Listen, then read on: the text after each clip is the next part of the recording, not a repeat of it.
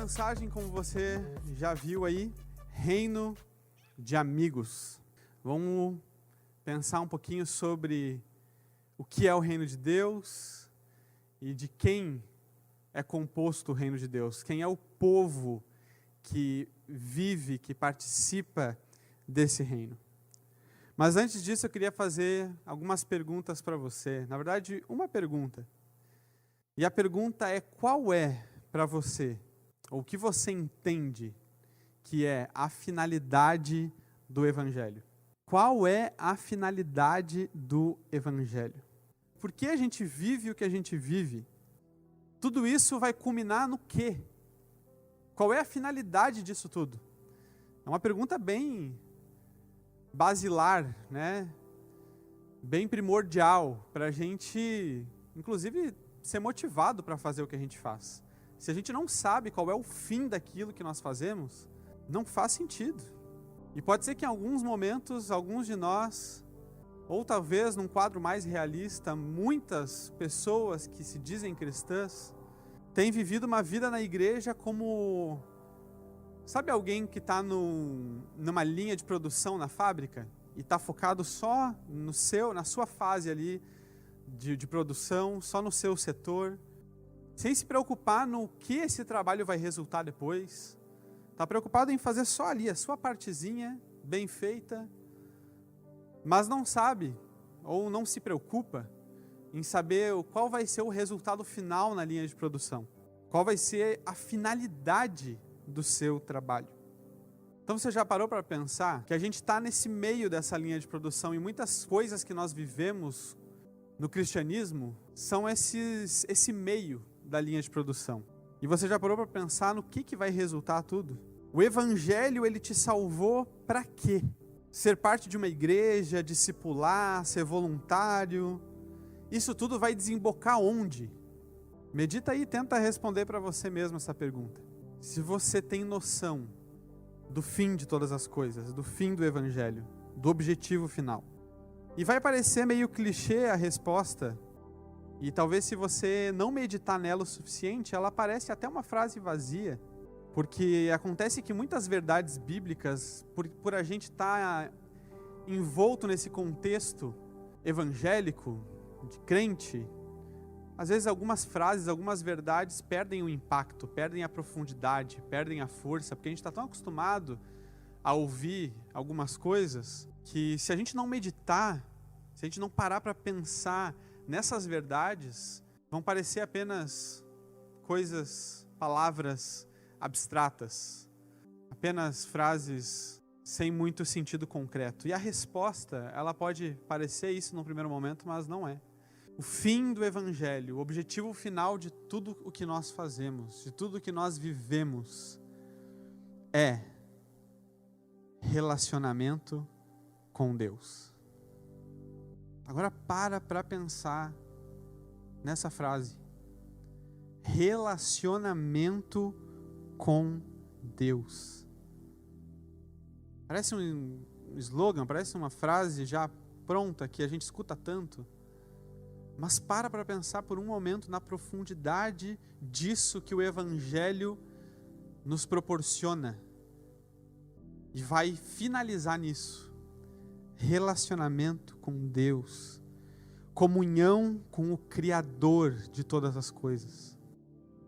A finalidade do Evangelho é sermos parte da família de Deus. Pensa nisso por um minuto. O que o Evangelho te propõe é que você faça parte da família de Deus. Para pensar no que significa família. E para pensar no que significa Deus. Junta esses conceitos de família e o que tudo isso significa.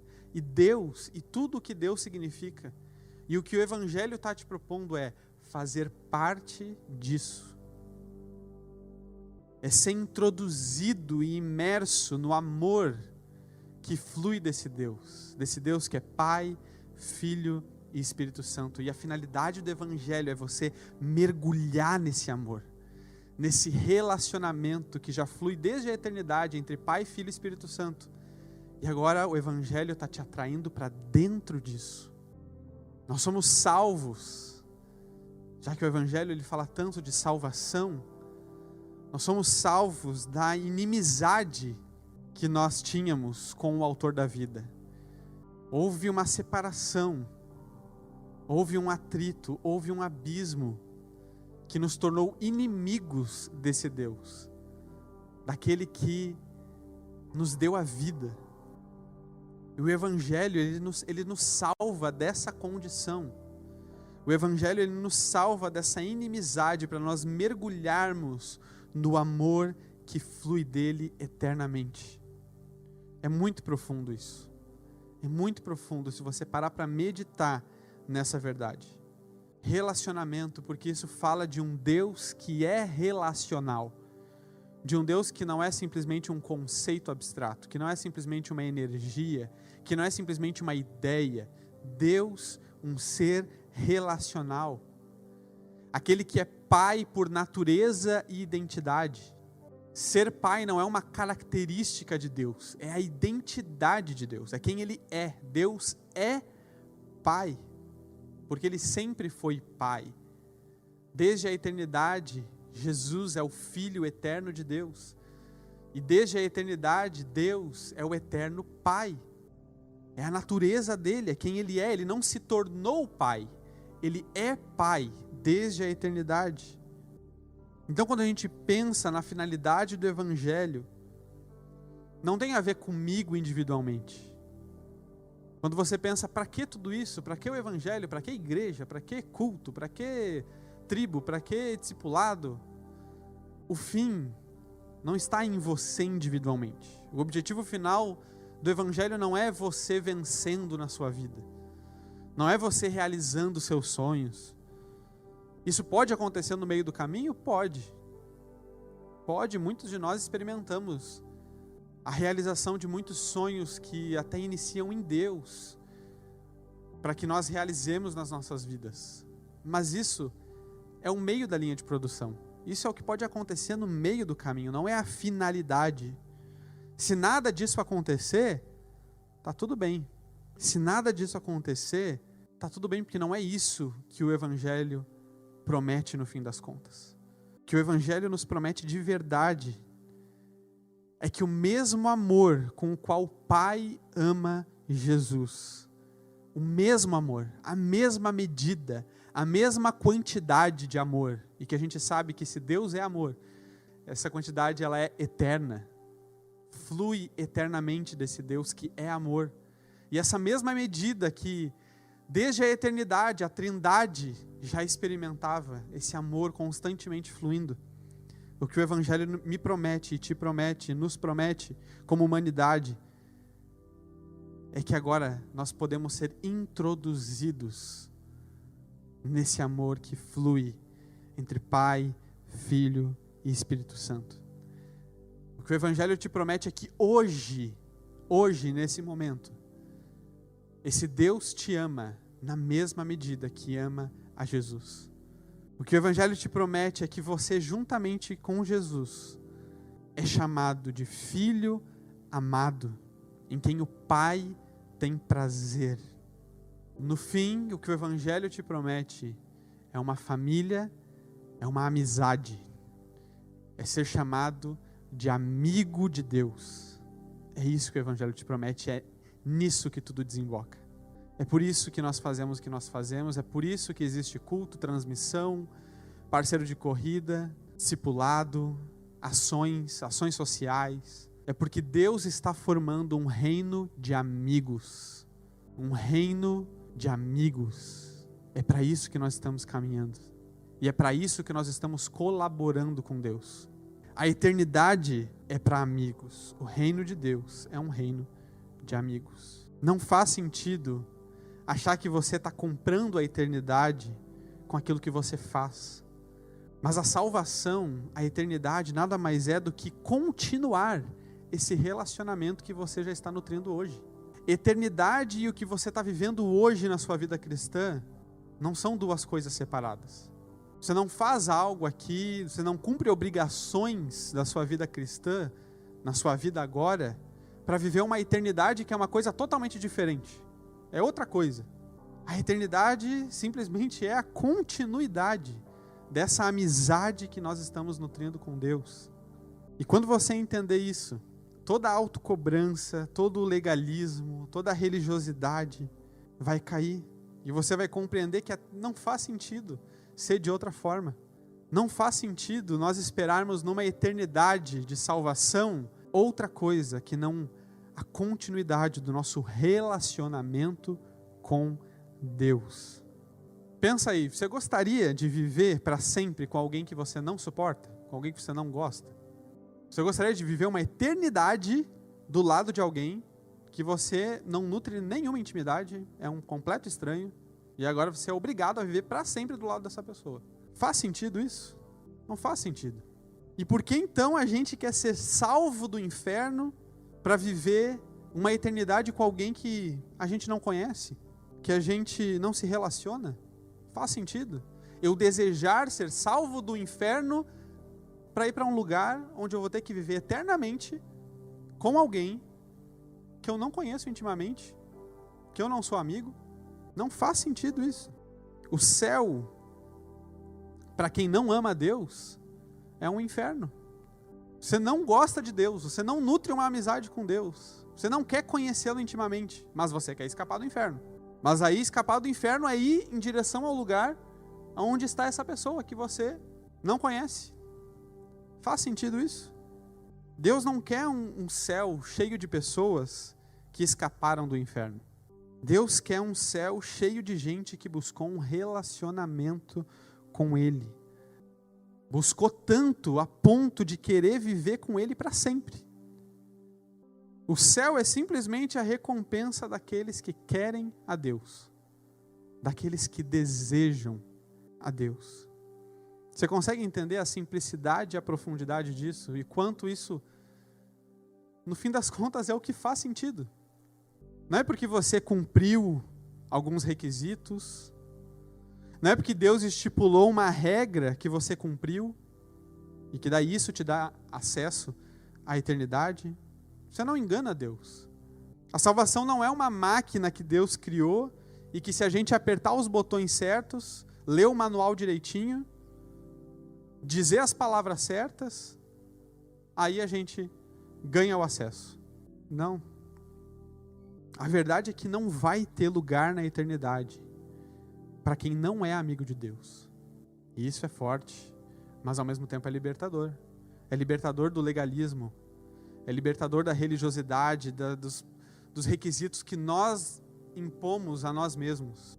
A eternidade não é para aqueles que apertaram os botões certos e cumpriram as regrinhas que deveriam. A eternidade é para amigos de Deus, um reino de amigos.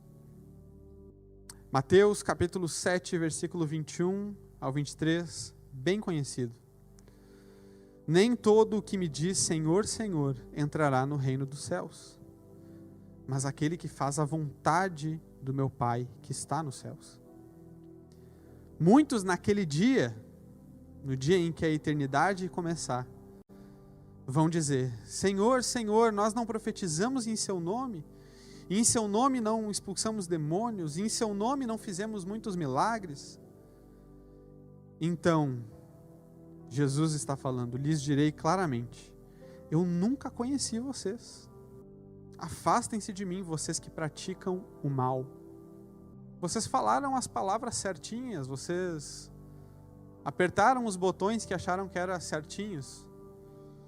Mas eu não sou amigo de vocês, e para esse reino, para entrar, tem que ser meu amigo. Tem que me conhecer.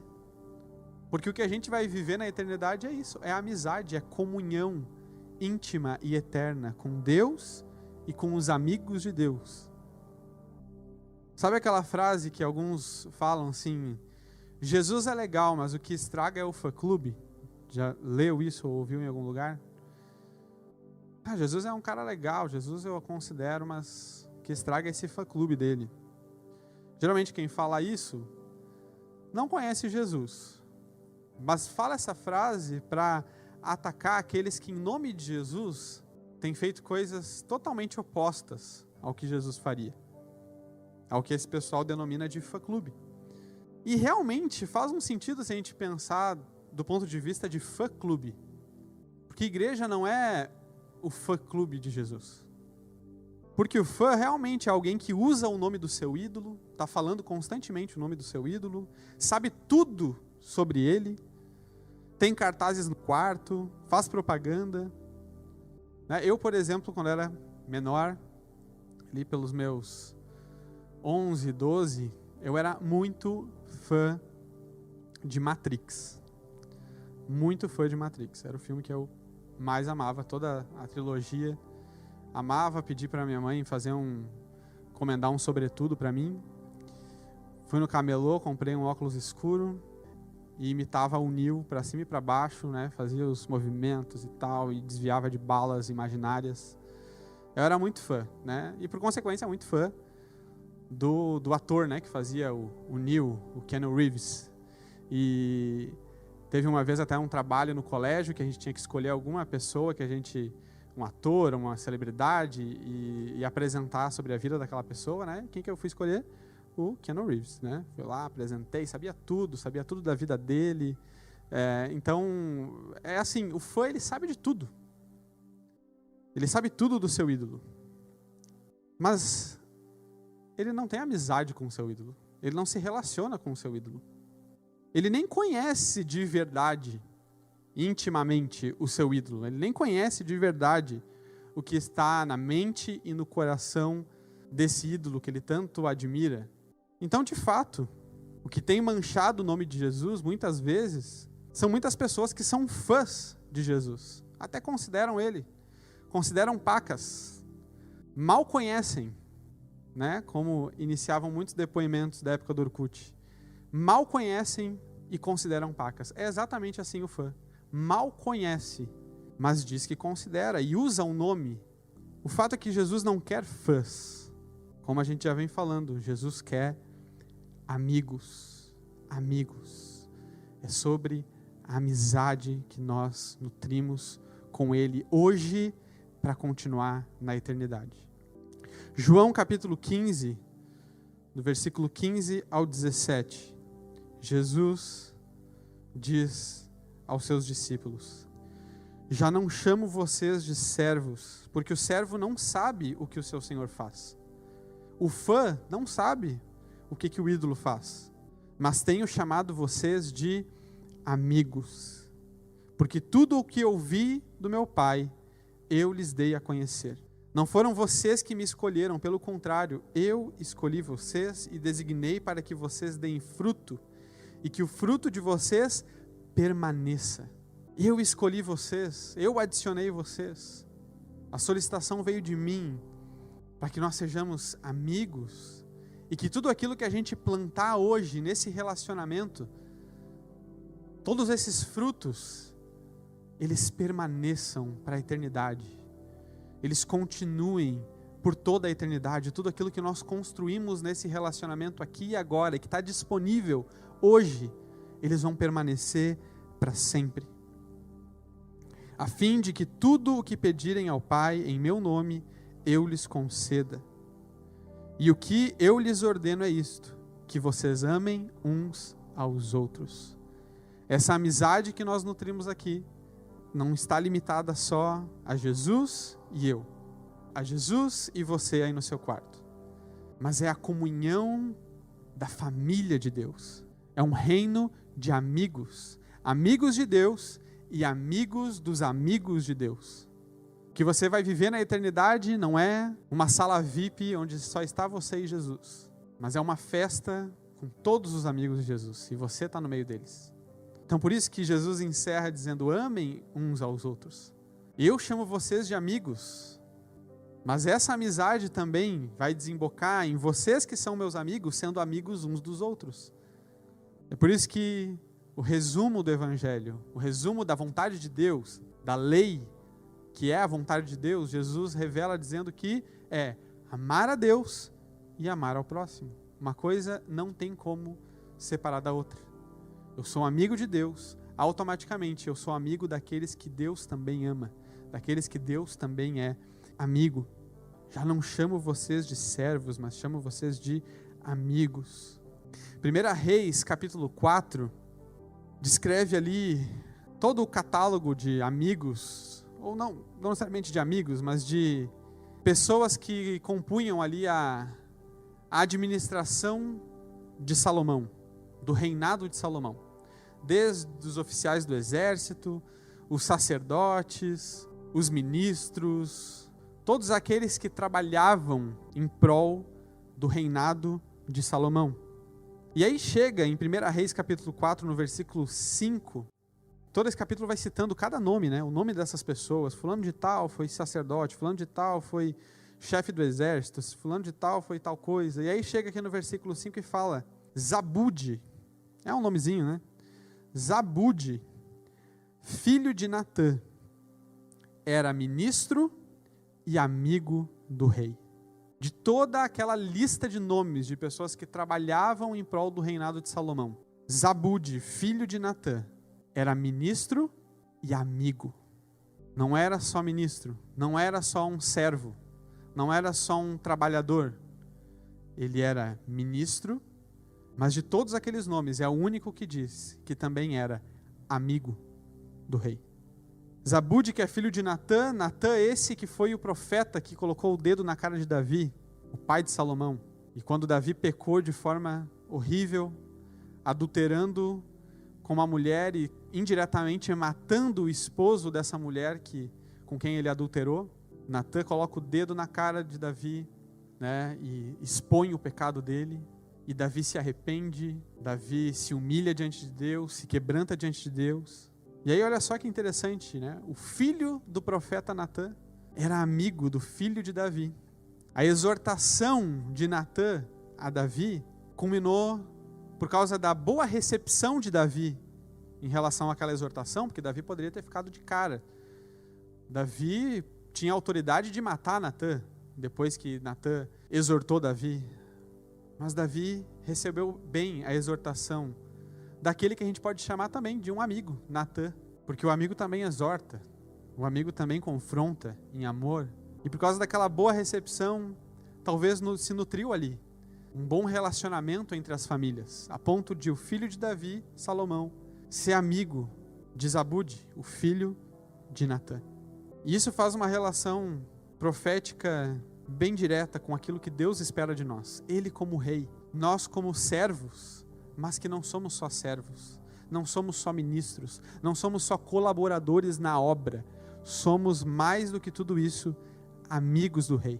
Não somos só ministros, mas ministros e amigos do rei dos reis. E que sentido, né? Há em dizer que nós somos amigos de Jesus se nós não nutrimos essa amizade pelos amigos de Jesus. É o que eu já venho dizendo. Não é só sobre você. Lembra da pergunta lá no início? A finalidade do Evangelho é sermos introduzidos como família de Deus nesse relacionamento eterno. É isso que o Evangelho te propõe. É isso que o Evangelho te promete. E se você parar para pensar pouco de tempo, você vai ver que essa é a melhor e maior recompensa que alguém poderia te dar. Voltar a ter comunhão com aquele que te criou, com aquele que te formou. Chamar Deus de pai, porque Ele te chama de filho. Chamar Deus de amigo, porque Ele te chama de volta de um amigo também. Cara, olha o peso disso. O Criador de todas as coisas te chama de amigo. O Criador de todas as coisas te chama de amigo. Seja amigo de Deus e seja amigo dos amigos de Deus. Nos dias maus, Deus vai mostrar para você, através dos amigos que Ele tem, o amor dEle por você. Muitas vezes são as outras pessoas, Deus vai usar outras pessoas como você, que também tem defeitos, que também tem limitações, e Ele vai demonstrar esse amor de amigo através dessas pessoas, que são amigas dEle também. Às vezes é você, como amigo de Deus, que nutre essa intimidade com Ele, vai ser usado para fluir esse amor que você nutre de Deus, para que isso reflita na vida de outra pessoa que precisa. É nessa amizade sustentável, é nesse relacionamento que a gente já pode experimentar hoje um pouquinho do que vai ser a eternidade. A eternidade que nada mais é a continuidade do que nós estamos vivendo aqui como igreja. Não tem espaço na eternidade para quem não é amigo de Deus. Se exponha, invista em amizades, fortaleça vínculos saudáveis. Não deixe ninguém sozinho. Se faz parte de quem Deus é, ser um amigo, e se você carrega em você, dentro de você existe o Espírito de Deus, te formando e formando um caráter para você ser a semelhança de quem Deus é, esse Deus que por natureza é amigo, também quer se expressar em você sendo amigo de outras pessoas que estão distantes. Se Deus que te escolheu antes de você escolher a Ele, quando você estava distante, por que você não se expõe também a amizades de pessoas que hoje, amizade com pessoas que hoje talvez estejam distantes de você? Por que você não manifesta a mesma coisa que Deus manifestou em você? Aquele que antes era inimigo, Deus chamando de amigo. Invista em amizades. Não deixe ninguém sozinho. Aquilo que você faz aos seus amigos, aquilo que você faz ao próximo, tem impactos eternos. Construa seu relacionamento com o Senhor hoje, para que essa amizade então se estenda por toda a eternidade. Construa seu relacionamento com seus irmãos hoje, para que juntos possamos desfrutar de uma eterna amizade. É uma palavra simples, é uma palavra que te faz voltar ao principal motivo do porquê você vive aquilo que vive. Se as coisas não culminarem em comunhão, não faz sentido. Se as coisas não culminarem em você estreitando o seu relacionamento com o autor da vida, não faz sentido. Se as coisas não culminarem em aqueles que estavam distantes serem atraídos para perto, não faz sentido. É sobre relacionamento. É sobre isso. É sobre isso.